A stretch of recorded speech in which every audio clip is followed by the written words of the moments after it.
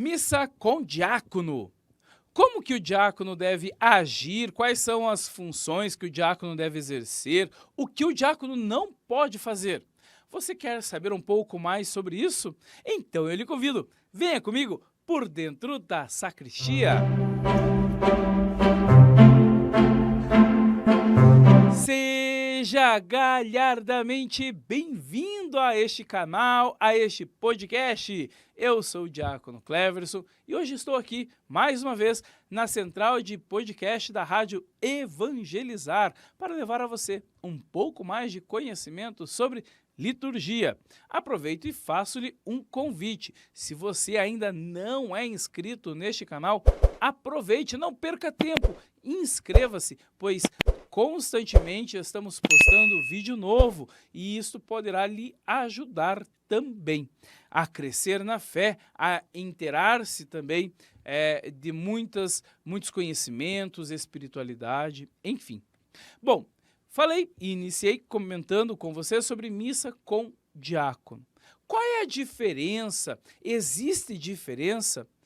É preciso compreender um pouco mais. Sobre o ministério do diácono, eu já falei em outros vídeos, em outros podcasts, vocês poderão estar voltando aí e depois, claro, que acabarmos com este, para entender um pouco mais a função do diácono e assim por diante. Mas dentro da liturgia, qual é a diferença tendo um diácono presente? Então, a instrução geral do Missal Romano, né, eu trago aqui a instrução geral da CNBB, já é a nova instrução geral, não que tenha tido alguma mudança das que nós já tínhamos. Tiveram, sim, alguns ajustes, alguns incrementos, além de um capítulo inteiro dentro dessa instrução. Então, se você quiser aprender um pouco mais, pode estar adquirindo este material. Mas a instrução geral vai dizer assim: quando está presente a celebração eucarística, o diácono, revestido das vestes sagradas, exerça seu ministério. Assim, o diácono assiste o sacerdote e caminha ao seu lado na procissão de entrada. Então, o diácono, se só tem um sacerdote, caminha ao lado do sacerdote. Segundo o cerimonial dos bispos, vai nos indicar o seguinte, que é sempre um complemento, né? A instrução geral complementa o cerimonial dos bispos também complementa a instrução. Lá vai dizer que o diácono esteja pelo menos um passo à frente, né? Não precisa estar exatamente do lado do sacerdote, mas pode estar um pequeno passo à frente, deixando o sacerdote meio que em destaque. Sim, por que destacar o sacerdote? Porque é ele que vai presidir toda a celebração da Santa Missa. Ao altar, encarregar-se, portanto, do cálice e do livro. No altar, quando estiver lá junto ao sacerdote, ajudá-lo na marcação do livro, na virada de página, também junto ao cálice, colocando a pala, tirando a pala, elevando o cálice. São esses os momentos do diácono. Proclamar o evangelho e por mandado do sacerdote celebrante, pode fazer a homilia.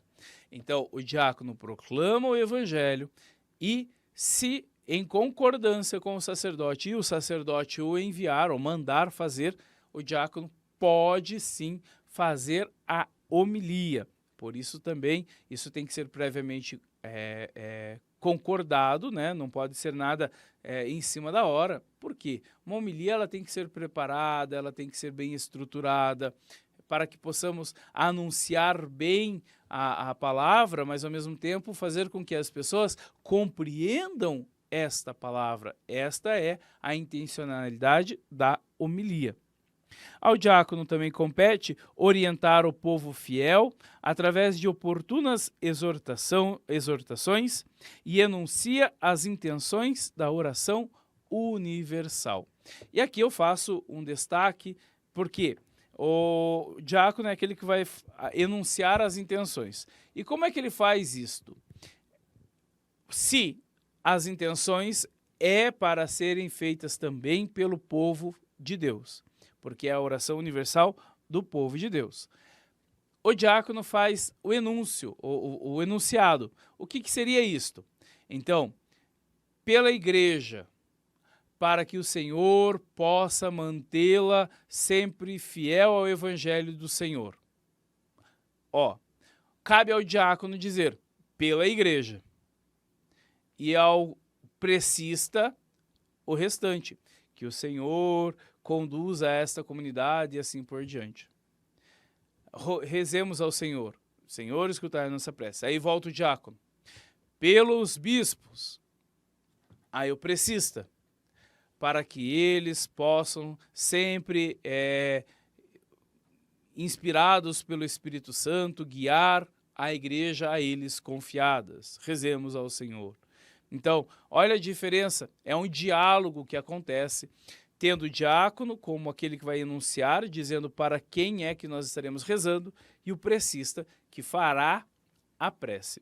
Isso é pouco usual nas nossas comunidades, mas entendo que isso pode acontecer. E isso, na verdade, até embeleza a nossa liturgia.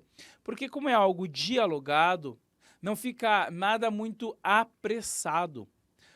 Como é ruim quando a gente vai em algumas comunidades lá na Patagônia e as pessoas têm pressa de fazer as preces e blá, blá, blá, blá, quando você vê não consegue nem responder direito, porque é tão rápido que você não entendeu por quem estamos rezando, qual é a prece que nós estamos fazendo.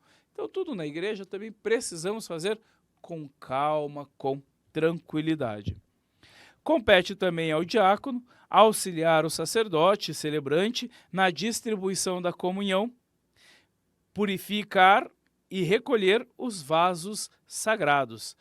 Então, cabe ao diácono preparar o altar para o ofertório, então, colocando ali as âmbulas, cibórios ou píxides, né, o que você achar mais interessante, a patena, sobre o corporal previamente aberto, o cálice, colocar o vinho e a água dentro do cálice, preparando-o para este momento do ofertório, e após, então, de distribuir a comunhão, como o diácono, assim como o sacerdote, é o ministro ordinário da distribuição eucarística, ele não precisa de autorização, ele já pode pegar o cibório e partir para a distribuição da Eucaristia ao povo fiel.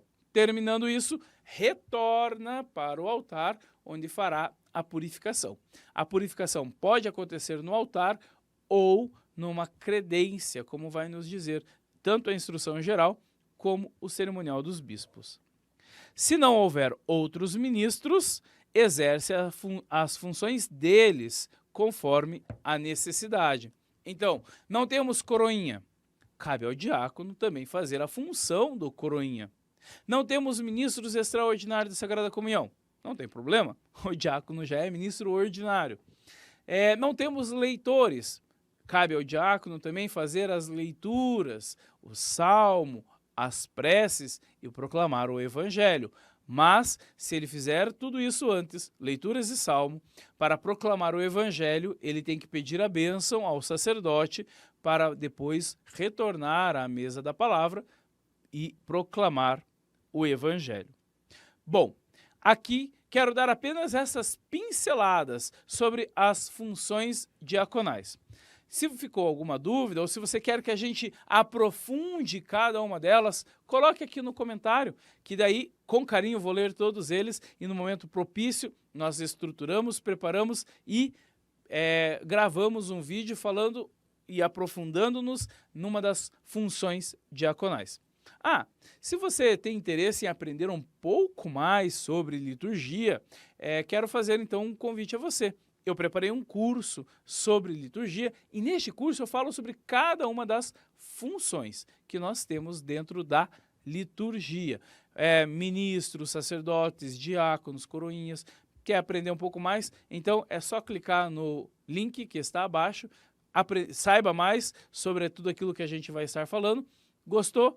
Inscreve-se, vai ser um prazer encontrar você do outro lado da tela, porque este curso é online. Que Maria Santíssima olhe por cada um de nós, nos ajude nessa nossa caminhada, ajude também os nossos jovens a sensibilizar-se ao chamado do Senhor e, ouvindo o chamado, possam responder afirmativamente a este chamado.